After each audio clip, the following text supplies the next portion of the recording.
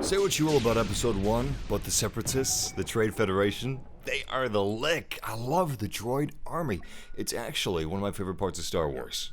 And I especially love the MTT and the AAT that were introduced in The Phantom Menace. And they're really done justice in Star Wars Battlefront II. Anyway, this is gameplay of the armored assault tank that I captured while I was at EA Play, and this is going to be a guide. I'm going to break down all of its abilities, how it plays, and some of the best strategies to use while you're inside of it. It's great, though. It really is. I really enjoy this thing. It's really slow. It is exceptionally slow. It's as slow as you see it in the television show and in the movies, but there's a reason for that, because it's really powerful, and the power that this thing packs definitely counters it, especially the high explosive shells, which I'm going to demonstrate in a minute. This thing can fire out 6 rockets in quick succession. That's perfect for taking down waves of infantry, especially if they're undercover, or vehicles. And I really should have saved it for the vehicles. I messed up there. See, even though the clones have this spindly looking ATRT that looks like it's no match for the assault tank, it is. It's more than a match because it's far more maneuverable. I cannot turn fast enough, especially if the ATRT is in close proximity doing close quarters combat. It'll probably take me down. That's unless I'm thinking ahead. If I would have backed up and used the rockets, it probably would have been toast. Now let's talk about the enormous cannon. How do you turn it? How do you use it? How do you fire it? Well, you cannot pilot the tank while you're firing it because this cannon is more like an artillery cannon than a cannon on a normal tank. You really have to stop before you use it. And this is an artillery tank. A lot of people forget that this tank is made for artillery purposes. This is basically activating sniper mode. Once you're in siege mode, you cannot pilot the tank. You can't move. You can just rotate the gun and pivot it up and down. That's it. But it's excellent for hitting the clones where it hurts at great distances with excellent accuracy. And you can switch back and forth from and to siege mode all the time. The cooldown is just like 10 seconds. It's ridiculously low. And siege mode is going to be extremely useful in the maps that are less urban and less about close quarters combat. But luckily, speaking of close quarters combat, we have linked fire, which I'm going to demonstrate in just a couple seconds.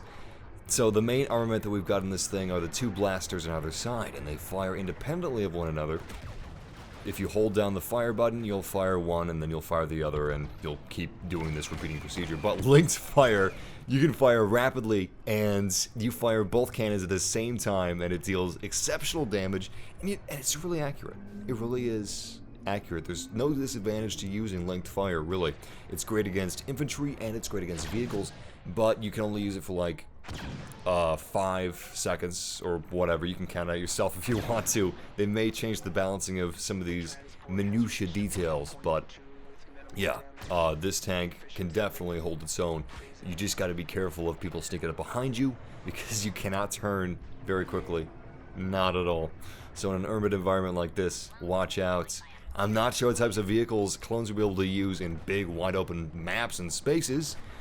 I don't know if they're going to have some sort of a sniper-esque, artillery-esque vehicle that can counter this thing, but you also got to watch for the skies. Oh, the skies are very deadly indeed. When I'm playing as a clone army and I'm flying the N1 or the V-Wing, I can easily take this thing down, especially if I have something like photon torpedoes. The MTT is dead. It has no defenses against air. You just have to hope that your vulture droids are going to be backing you up. Gotta hope that they're going to be watching your back, which they may not be. It's all about supporting the team, though, because if you want to be in a vulture droid or an AAT, you gotta get battle points. It's no longer about camping for tokens. It doesn't work that way anymore. Currently, the AAT is about 2,000 battle points. I don't know if that's going to be changed. The developers are constantly working to make this game better. I'm part of the Game Changers program for it, and I've just been seeing these guys work day in and day out, doing everything that they can to make this the best Star Wars multiplayer experience that it can be. Regardless, it's currently 2,000 battle points, which you can earn easily in 1 life, and very easily within 2 lives. But yeah, I believe there's a maximum on Theed anyway of 2 of these guys at one time, which makes complete sense considering the scale and the balancing.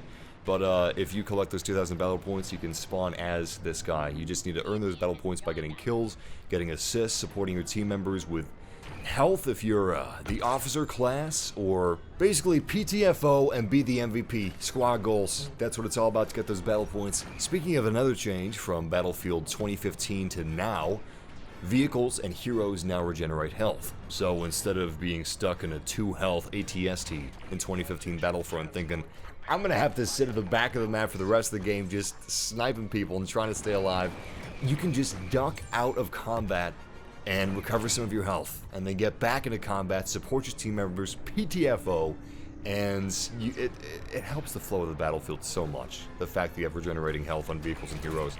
Regardless, this is a slow vehicle, but it's really powerful if you just keep an eye on your surroundings, use it as artillery, use your rockets in close quarter scenarios with good timing. You're gonna find great success with this tank. It's a great vehicle, and if you guys want to see more gameplay of Star Wars Battlefront 2, I've got some in-depth guides and some gameplay and live streams to come, so check out the end of this video for links, or the playlist that I've got in the cards within the video, and subscribe for more Battlefront 2 content. And if you enjoyed it, leave a like, but until next time, the Force will be with you, always. The clones have delayed you too long.